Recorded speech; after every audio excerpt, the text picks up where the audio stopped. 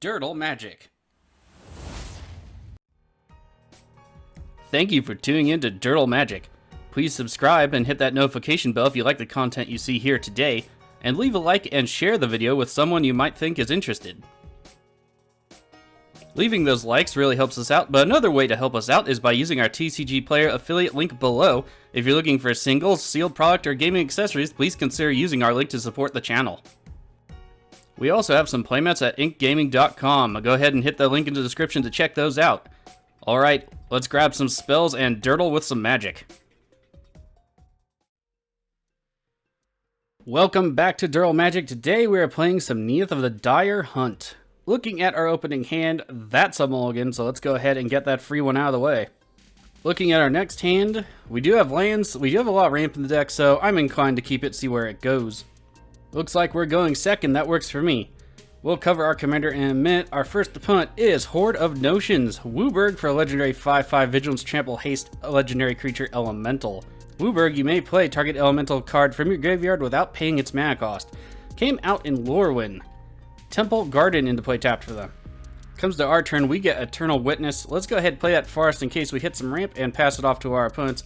We do have only one more land until we need our commander or Mina and Den. So I think we can still risk it. Our commander is Neyith of the Dire Hunt, 2 green for a legendary creature, human warrior, 3/3. Whenever one or more creatures you control fights or becomes blocked, draw a card. Now, it does say one or more, so you can't just overwhelm somebody and draw a bunch of cards. At the beginning of combat on your turn, you may pay 2 and Gruul. If you do, double target creature's power till end of turn. That creature must be blocked this combat if able, which also forces a block, so you get to draw the card. Hinterland Harbor into play for our next opponent, who happens to be Damia, Sage of Stone. Hey, this looks familiar. Damia, Sage of Stone is 4 black, green, blue for a legendary 4/4 Gorgon Wizard. Death Touch, they skip their draw step. At the beginning of their upkeep, if you have fewer than 7 cards in their hand, they draw cards equal to the difference. Our last opponent who plays a Seat of the Synod is Breya, Ethereum Sculptor, recently reprinted. Non-green or white, blue, black, red for a legendary 4/4 human. When it enters the battlefield, create 2 1/1 blue Thopter artifact creature tokens with flying. Horde of Notions, Scalding Tarn into play in Cracked for reference. For Breya, 2, sacrifice 2 artifacts, choose 1. She deals 3 damage to target player or planeswalker. Target creature gets -4/-4 till end of turn, or you gain 5 life. Very versatile, very combo-y. Damia, Sage of Stone can be a number of different kinds of decks. I've only really seen 2 though. Usually it's the cast a bunch of small stuff, draw all those cards back on the upkeep, or a group hug kind of deck. We did recently see an attempt at Snake Tribal, didn't really get going though. Manaforged Cinder coming down for the Horde of Notions player after a Volcanic Island. Comes our turn, Tamir Sabertooth. Uh-oh. Going to need a land right quick. We have a lot of 4-drops coming up. Let's tap down and pass it off to our opponents. Temple of the False God is good, but only if you have that 5th land in play. Damia's turn. Swamp into play for Damia. Rampant Growth. That's something I wish we had in our deck. Or, would come up. Speaking of, I think we don't have Rampant Growth now that I think about it. Let me double check here. No, we don't.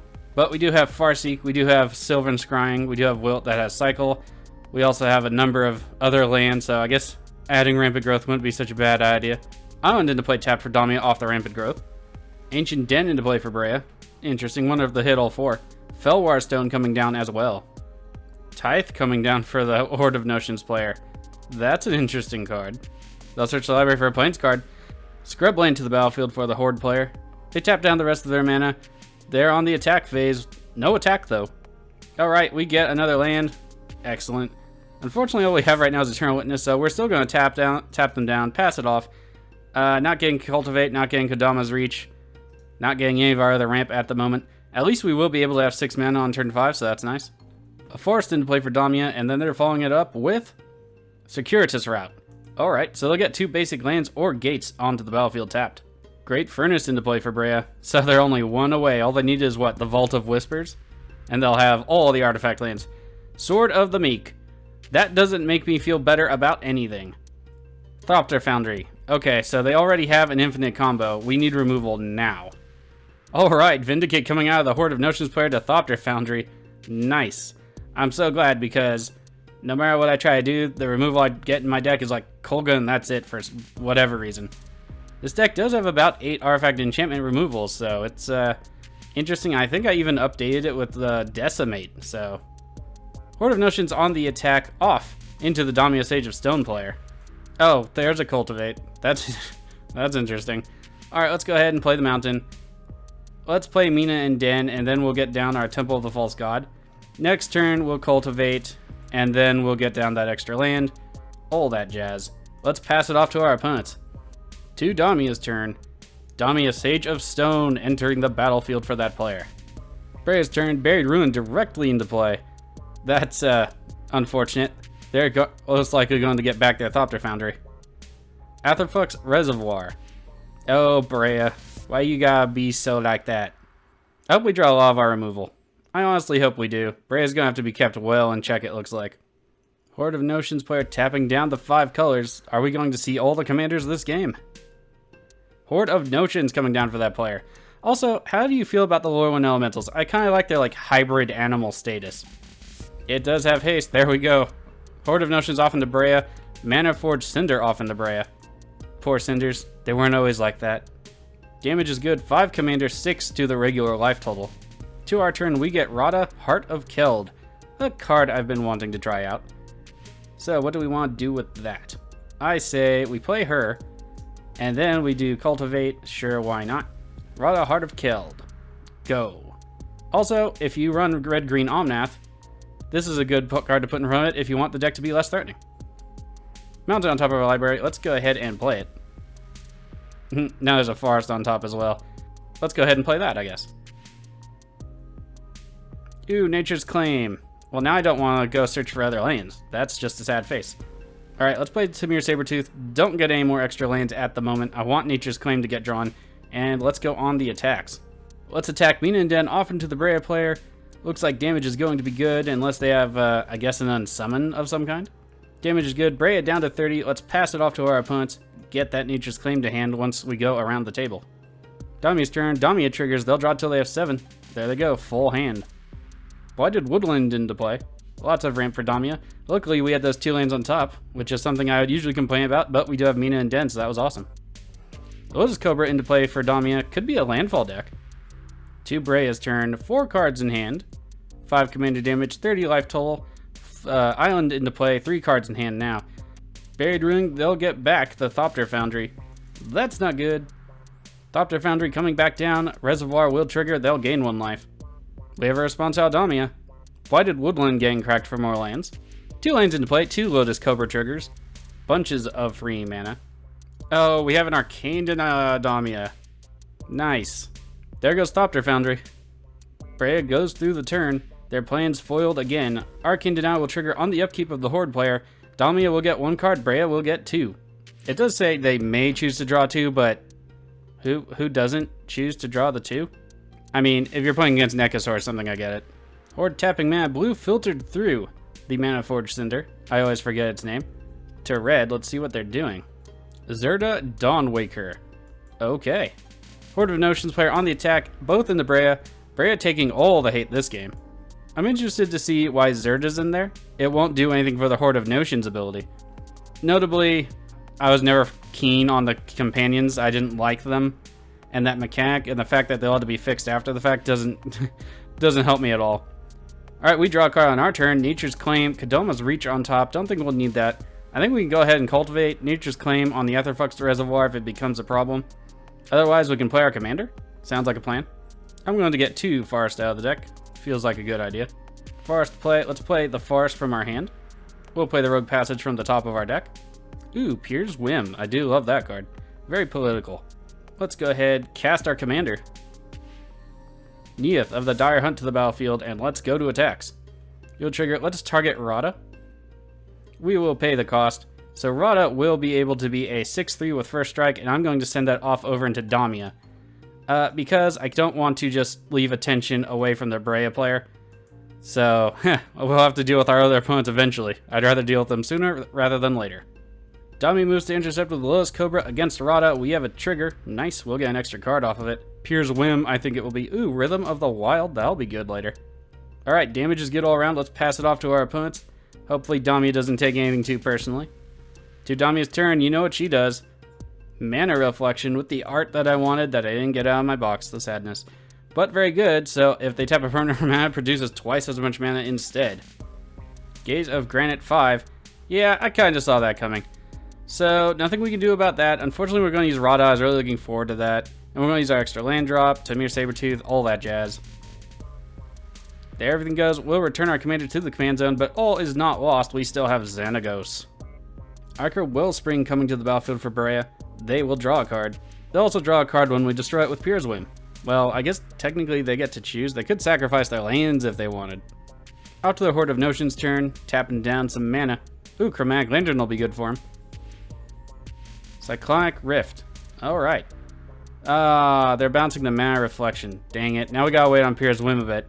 Okay, change of plans. Eternal Witness, probably get Rada back. Assuming mana, resummon our commander, if not Xenagos. Ooh, Soulbright Flamekin. Don't underestimate that guy. Give stuff trample, and if you activate him 3 times, you get a reimbursement on your mana, +2. It's all red, but it's still pretty good. Comes our turn. Rhythm of the Wild. Well, you knew that was coming. I'll play that after Xenagos, because Xenagos does give haste, so that'll work out. Xenagod of Revels. Cast Eternal Witness. Get back Rada, Heart of Keld. Rada coming back to the battlefield. Seems good to me. Next turn, once they redo the Mana Reflection, then we'll do Pier's Whim, force them to sacrifice it. Hopefully they won't have anything on follow-up.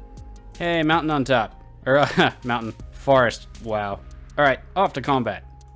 Xenagod will help Rada get in there. First strike on our turn is pretty good. Let's go ahead and hit Damia with it. We'll start laying into Breya on the next turn. 6 damage is good, let's pass it off. Hopefully not another board wipe coming, but again, they do draw all those extra cards each turn. There's that trigger. You know what it does. Back up to 7 they will go. Command Tower into play. Mana Reflection coming back down. Pier likes Mana Reflections. They taste delicious. Delicious, I tell you. I suppose that's actually Toothy eating. Never mind. My bad. Yeah, it's Toothy. Alright, that's it for Damia's turn. They do have potentially 10 mana available to them. So, that stinks. We already saw a Cycrift out of the Horde of Notion, so I still have to worry about one from Damia. Not the best, but we can't just let them have stuff for free, so we gotta keep swinging. Breya's turn, let's see what they're doing with it. Trash for treasure. Alright, they're going to trade the Ichor Wellspring for something else. Was this the one that got reprinted? Yep, the symbol's right there. It's a good card. One-time effect, though. Fellwar Stone back into play. More mana for them. They also got to draw a card since the Ichor Wellspring got destroyed. So that's pretty good. I was thinking about putting that in my Amanatu deck just so I could blink them. She does blink permanents. Off to the Horde of Notion's turn. Let's see what they do with it. Only 4 cards in hand currently. And I think not too much in the graveyard. Well, they do have Zerta. I guess that's good, depending on the activation. Soulbright Flamekin is being activated. What gets trample? Oh, Rada. How nice. Alright, trample on the defense. That's what I'm talking about. Because it matters. I can pretend it matters. Soulbright Flamekin activated again. So I wonder if they have a large burn spell. That would kind of suck. There's the 3rd activation. They're going to get red, red, red, red, red, red, red, red to their mana pool. Cavalier of Flame. I love that card.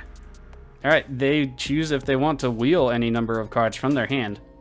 Deep Analysis hits the graveyard. Sivan's Reclamation. This is a card I still have to take a better look at. It's going to bring back Zerta, Dawn... hello. There we go. Zerta the Dawnwaker. Cavalier of Flame being activated. Creatures they control get 1/1 and gain haste. Or sorry, 1/0 and gain haste. Notably, also when it dies, if they have lands in the graveyard, it'll deal X damage to each opponent for the number of lands.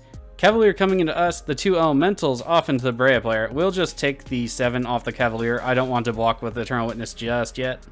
Damage is good all around. Down to 33. Alright, we draw the Forest. Expedition map on top.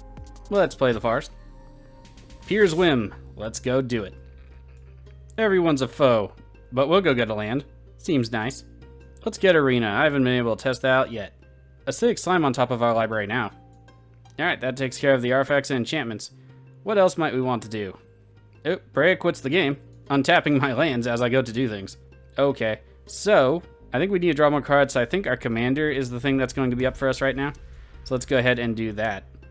Recast our commander. There we go, let's go off to combat.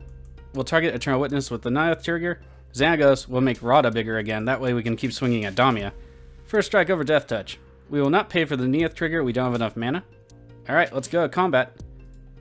Eternal Witness and the Xanagod off into the Horde player. Rada off into Damia. Swing. Damia moves to intercept Rada. That works for me. We'll get a card off of it. Acidic Slime into our hand. Command Tower on the top of the library. Damia back to the command zone. Alright, damage is good. Let's pass it off to our opponents. Ooh. Ooh, Blightsteel Colossus. Ouch. Ow. No. Bad dog. Bad. Down. Bad artifact. Soulbright Flamekin going through the activations again. Let's see. Cavalier Flames will have Trample. I imagine they'll all get Trample, and then they'll use the red mana on something nifty. Also, I think that means we're going to be taking a lot of damage unless Blightsteel Colossus did something to make them attack the other player. Creatures they control will gain 1/0 till end of turn. I think that's going to end up happening a lot. Hopefully that's not at us. I really hope it isn't. But we'll have to see. Skull Clamp coming down for the Horde of Notions player. Skull Clamp getting equipped to the Cavalier. A pretty good target. Horde of Notions player full attack into Damia Blightsteel, if you will. Yeah, that was going to be my my kind of thing to do as well. Blightsteel on the defense against the Cavalier. Damia down to 14. Damage good. Otherwise, Cavalier dies. Skull Clamp triggers. They will draw 2 cards, and Cavalier will deal some damage.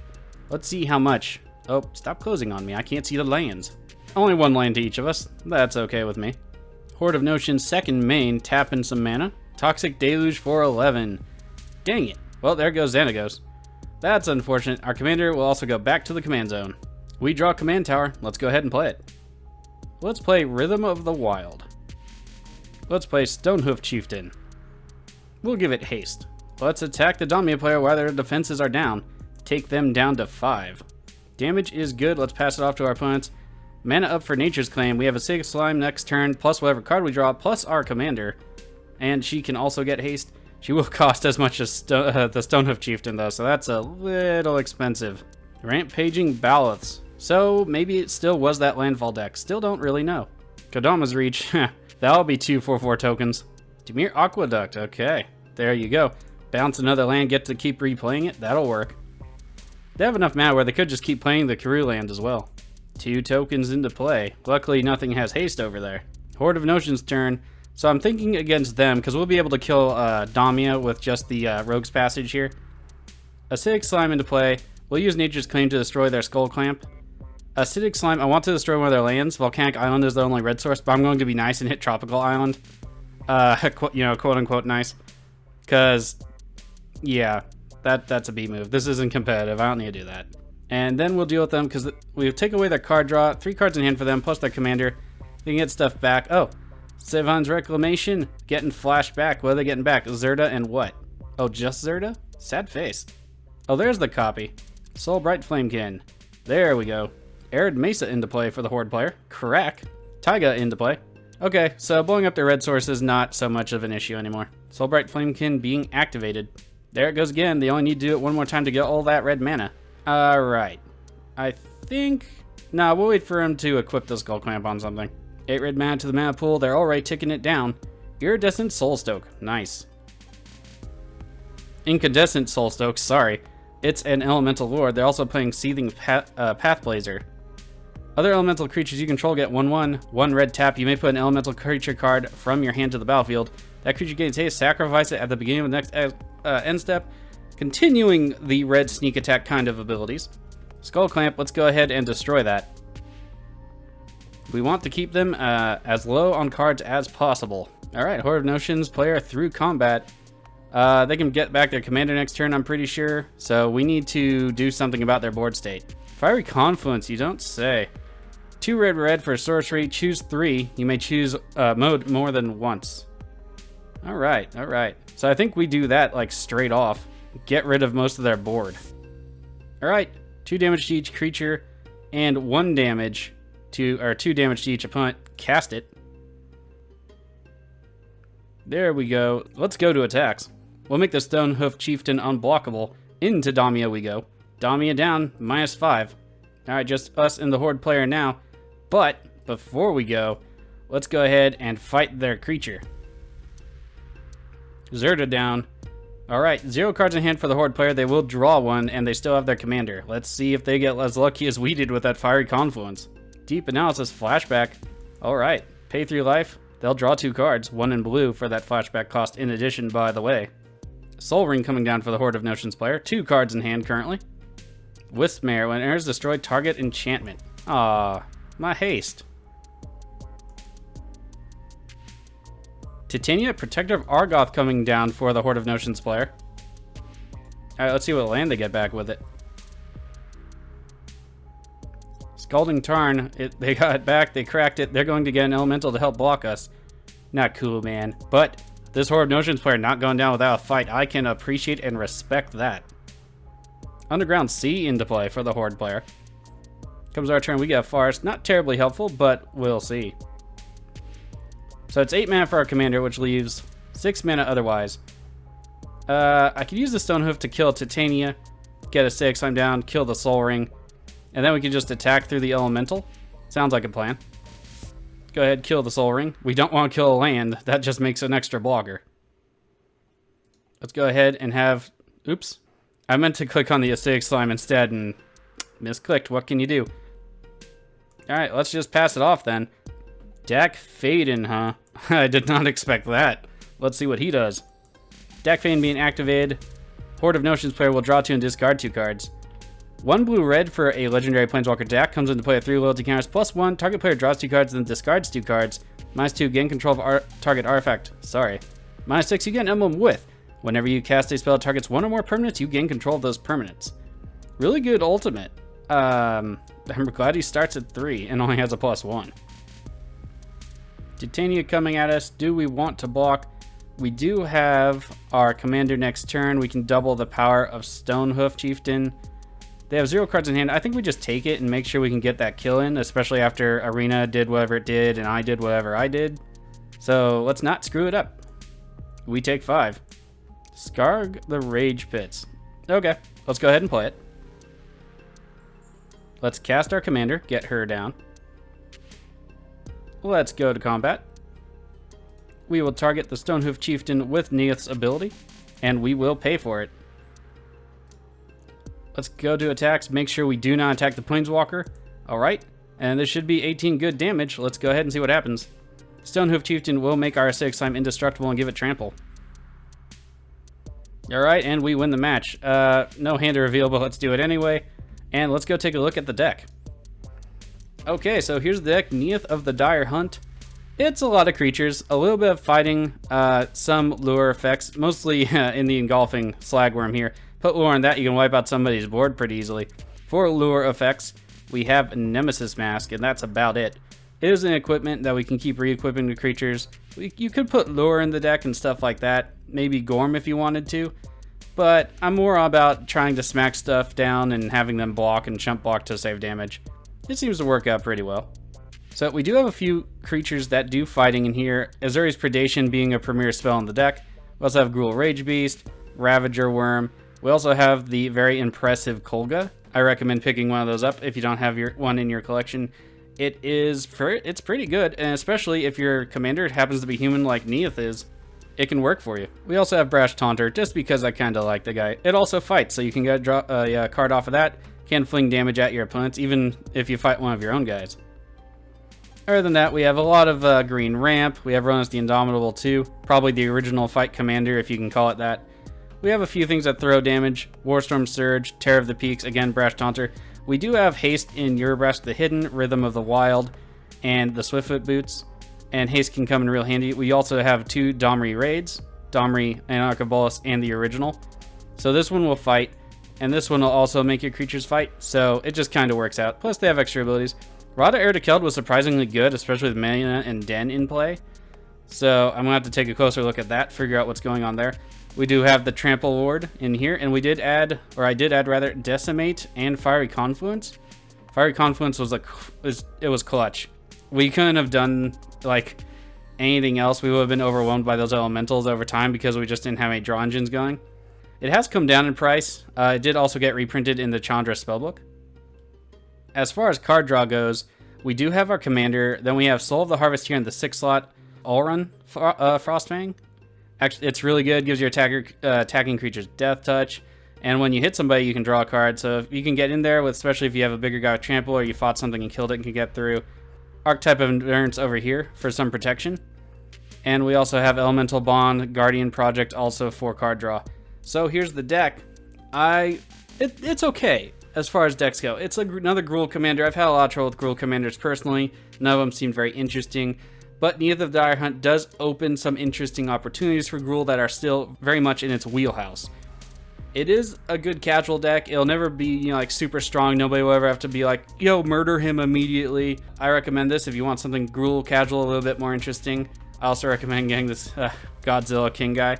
I haven't tested it out, but I have a feeling it's going to be awesome, but we'll see. So there's the deck. I hope you enjoyed the video. Seemed like a pretty fun game. Seemed like a little bit back and forth. Breya getting taken out a little bit early, but Breya, I mean, they tried to combo off and then dropped a Aetherflux Reservoir. There's nothing to say about that. They had to die. If you saw any cards in the video that you want to purchase for yourself, please use that TCG Player affiliate link below in the description. It helps out the channel, costs you nothing extra, and you can start building any of these decks that you saw here. Until the next time for the second game in the series, I'll see you then. Thank you for coming to Durdle with us today. Hit that subscribe button and go ahead and hit that notification bell so you're always up to date with our latest videos. Please leave a like and share the video with somebody who you might think is interested. We also post links to our videos on Facebook and Twitter at DurdleMTG. If those are the forums you choose to use, please check this out there. Until we can Durdle with some magic again, see you around.